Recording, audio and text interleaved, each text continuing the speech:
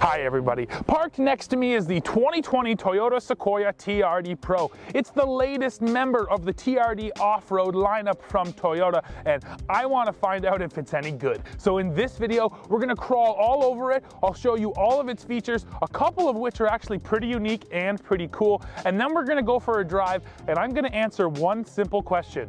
Should the Toyota Sequoia TRD Pro even exist? If you want to know the answer, make sure you stay tuned.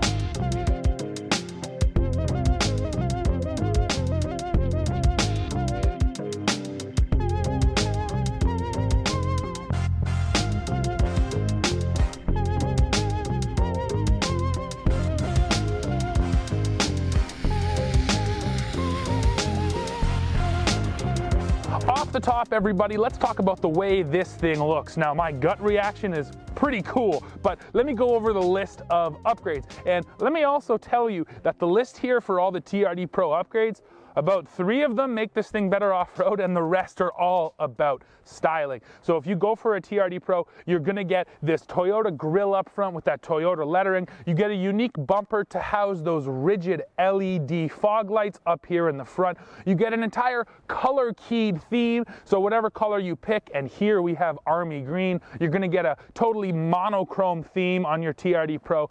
Besides that though, you also get a bunch of blacked out badges, so blacked out Toyota badges, and blacked out TRD Pro badges. Now for wheels, that's a set of 18-inch black BBS forged aluminum wheels. They look pretty cool, and really finishing it off is the TRD black roof rack. Looks cool and is functional, and then those TRD cast aluminum running boards. Now the running boards are nice and flat underneath the vehicle. I like that. They don't hang down too low, and the fact that they're cast actually just gives them a cool look. So those are functional and they look nice. Completing the TRD Pro package are all the functional upgrades. So first of all, a set of Fox internal bypass piggyback reservoir shocks all the way around. That's easily the biggest upgrade on this model is the suspension, and we'll talk about how it drives a little later on. Another one of the big upgrades is a big TRD front skid plate. You can see it here, gonna protect you from smashing anything up front on this vehicle. And then I already mentioned them, but those rigid LED fog lights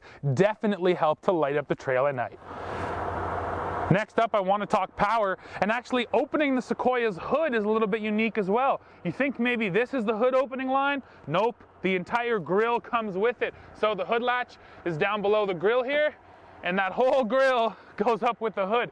Now I'm not sure what specific reason Toyota gives, but I will say that without the grille here, it gives you excellent access into your radiator. So if you were off-roading, mudding, let's say, and you were to get that thing all covered in mud, being able to just lift the grill up does give you nice access. So not sure that's why Toyota does it, but I think that's pretty cool. Definitely a little unique.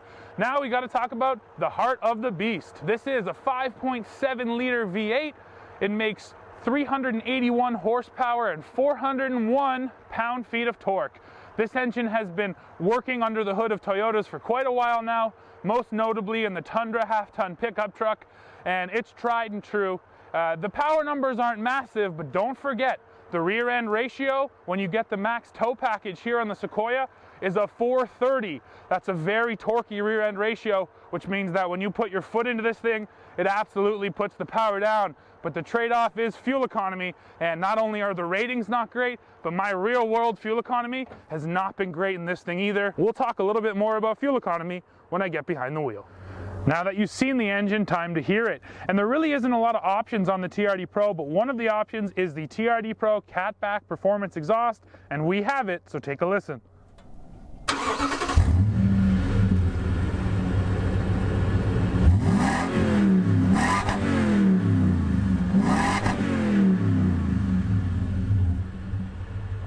Here's the next unique feature on the Sequoia, and some vehicles are close to this with tip-out glass in the rear, but here, check out what the Sequoia can do. And there's 2 different ways to do it. Here's the first one.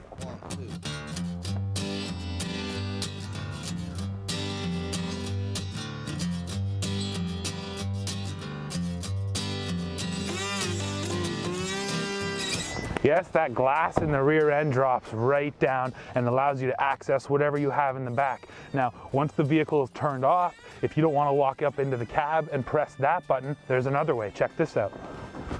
You simply walk up to the gate right here. There's two buttons, an up and a down.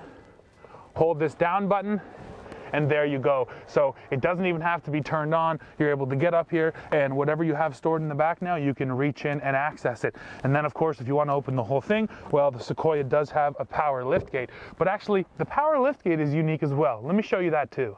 So most modern power liftgates essentially take the gas charged strut that holds up the weight of the gate, and they, incorporate the motor into that strut. But that's not what Toyota has done. This is actually, I guess you could call it an old school approach, but I guess you could say, it's easy to see that Toyota retrofitted an old design with new tech. So this is the regular gas charged shock, and then here is the electric motor. So this arm right here does all the work in pulling and lifting this hatch. And it actually feels different too than other hatches which are powered. When you incorporate the motor into your main gas charged shock, it doesn't allow you to freely move the hatch, whereas this hatch feels a lot like a regular hatch, and it has that power liftgate feature. So a little bit of inside baseball there, but I think it's interesting to see the different approach Toyota takes. And then to operate the power liftgate, there is a button right up here on the left-hand side. But that's not the only thing that's power in the rear end of the Sequoia. Take a look right there. Those are for the third row. Yes, this has a power folding third row. So reach in, hold the up button, and here comes the third row of seats. And now I'll start the right.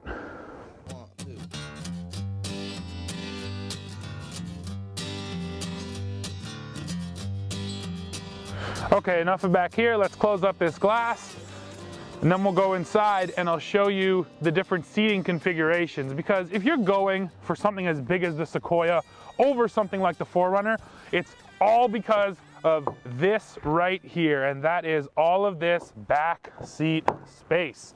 So take a look here. Let me set this one up normal, and boom, there's my convertible child seat.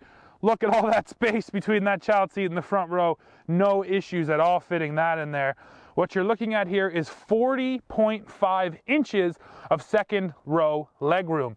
That is absolutely massive, and the second row passengers get independent climate control settings down there, and a 12 volt for charging, plus some cup holders down here that pop out just like so. Now, here's another cool thing. These second row seats slide quite a bit.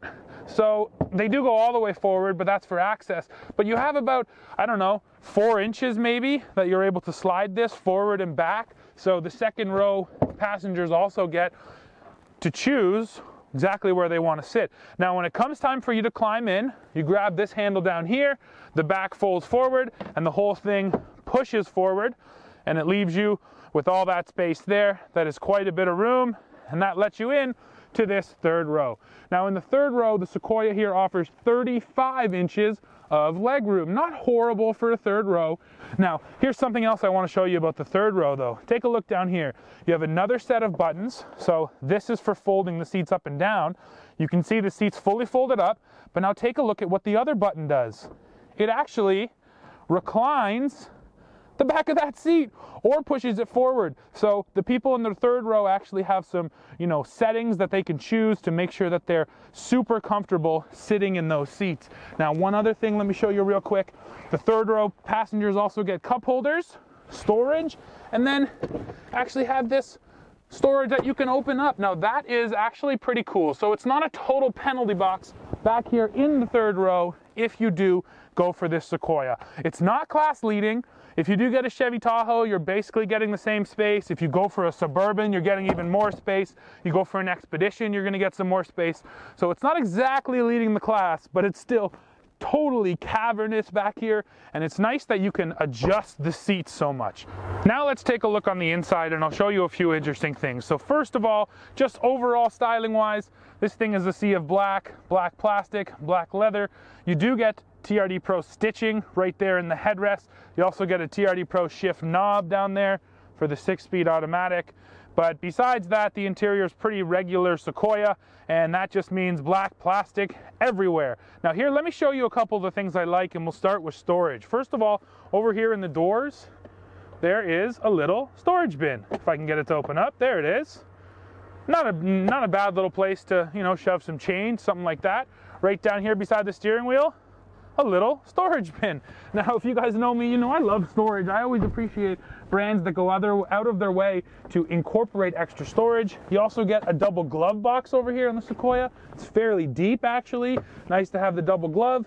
And you get that same storage over there on the passenger door. Now, one of the weird pieces of storage to me, though, is right down here in the center. So you get this long plastic strip. It can be removed. And I mean, then you can put stuff that's deep down in here, but I don't know, this thing is kind of just weird. I don't totally get why you'd make this removable, but anyways, it's always nice to have different configurations. You also get a small storage cubby right in here.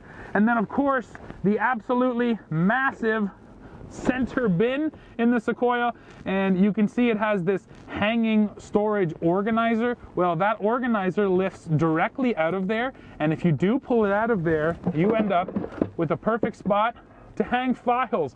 Those are actually file hangers, so if you have some files you need to work in your truck, they will hang in the center of your Sequoia. So yes, I definitely do like all of the storage here in this Toyota.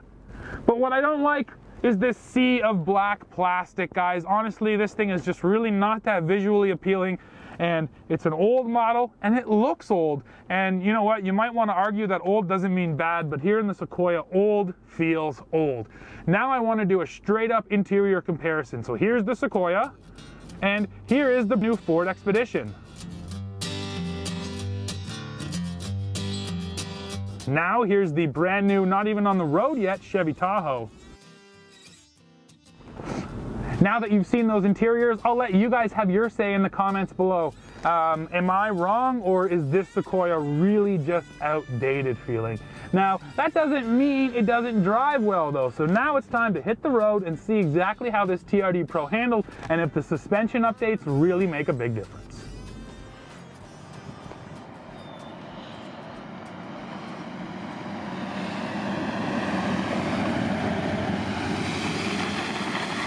All right, everybody, here I am behind the wheel of the beast, this Sequoia, and we're at a stop sign right now, and here comes one of my favorite things to do with this thing. Floor it!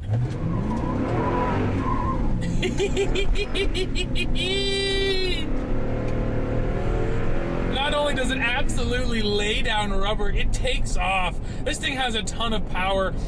It's ridiculous for an SUV that weighs just a hair under 6,000 pounds how quick this thing is. And I mentioned earlier, one of the main reasons isn't just the actual power here from the 5.7, it's all about the rear end. So if you get the tow package, you're getting a 430 rear end. That's the same as what you'll find in the Tundra, and that is what is helping to put this power to the ground so well. But there is an issue here, and that is of course fuel economy. So in my time with this Sequoia, I've been averaging about 17 liters per 100 kilometers, and here I'll throw up the MPG conversion right here. So yeah, if fuel usage is an issue for you and you don't want something that will swallow fuel, do not get a Sequoia. But if you want a powertrain that is impressive and won't let you down when you do need all of that power, do get a Sequoia. All of that power makes the Sequoia feel a little smaller than it is, and there's actually something else that makes it feel smaller, which is a good thing when you're such a big SUV, and that is the turning circle. This Sequoia turns really well, and when you have something that's so big and then you make it really maneuverable, like I said, it has a tendency to drive a little smaller. Now, the turning circle on this Sequoia from curb to curb is 38.1 feet. Now, let me put that into some perspective for you. Less than a foot less is the Toyota 4Runner. The 4Runner has 37.6 feet. So basically the 4Runner and the Sequoia, almost the same turning circle. That right there tells you that the bigger vehicle is keeping up with the smaller one. But what about the competition? Well, the Nissan Armada, that thing has a 41-foot turning circle. And then if you also look in-house at the Tundra can have between a 44 and 49-foot turning circle. So there are some versions of the Tundra that take an extra 10 feet to do a circle compared to this Sequoia. So when you look at all those numbers, this big SUV is actually pretty impressive. So kudos to Toyota for making it turn so well. And just to prove to you that it does turn really well, I went and did some circles. So what kind of off-road equipment do we actually have here on the Sequoia? Well, I've already mentioned the suspension, and of course we have four-wheel drive. Now, sadly, we don't have locking differentials here. What we do have, though, is a Torsen limited slip center differential. So that's a little bit different, and you can actually lock the center diff. Now, a locking center diff is sort of the same as a transfer case. When you put a vehicle into low range and you're using that T-case, the T-case is generally splitting the power evenly from front to rear.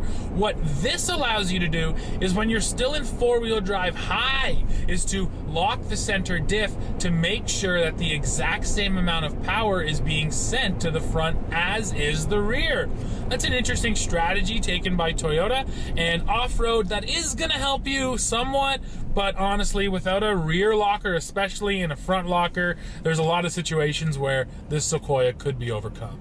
The other surprising bit of off-road gear to me anyways, or actually lack thereof, is crawl control. Toyota loves its crawl control system. That is, you know, off-road cruise control, where essentially the vehicle will handle acceleration and braking for you, allowing you to focus on your hands.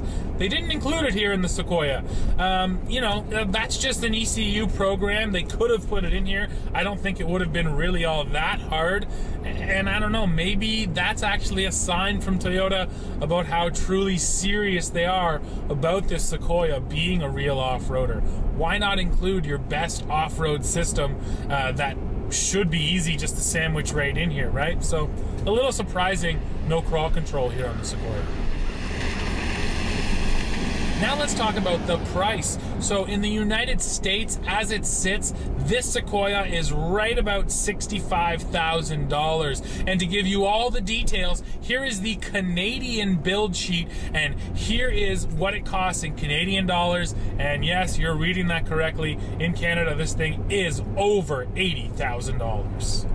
Back to my question off the top, should the Sequoia TRD Pro even exist? Well, to answer that, first let me tell you that driving on some of these rough side roads like I'm on right now, this Sequoia has to be the best riding Sequoia Toyota has ever made. This Fox suspension really just swallows up the ground beneath it, insulates you as the driver, and then maybe the best thing is there really isn't a lot of body roll here. When I do some of this action, it doesn't feel like this big boat flopping over. This vehicle is really nicely controlled, and that's an important thing when your SUV weighs almost 6,000 pounds.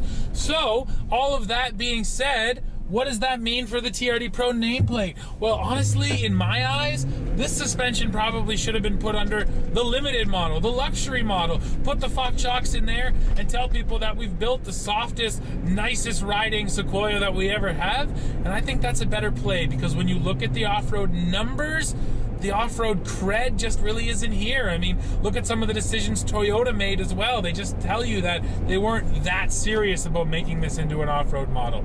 Now, there is one area where I can see people loving this thing, and that is with overlanding. If you do want to go a long distance, well, then storage really makes a difference, and passenger capacity makes a difference. And if you are going to go overlanding, buying something like this Sequoia gives you a pretty decent package to start with, and then you're probably going to do some upgrades. But even if you don't do upgrades, for overlanders, this thing is going to offer a ton of storage space, that really unique rear glass feature, tons of space for passengers, and then a nice ride off-road so it doesn't really beat you up. But besides some overlanding usage just for fun off-road, I honestly can't really recommend the Sequoia TRD Pro.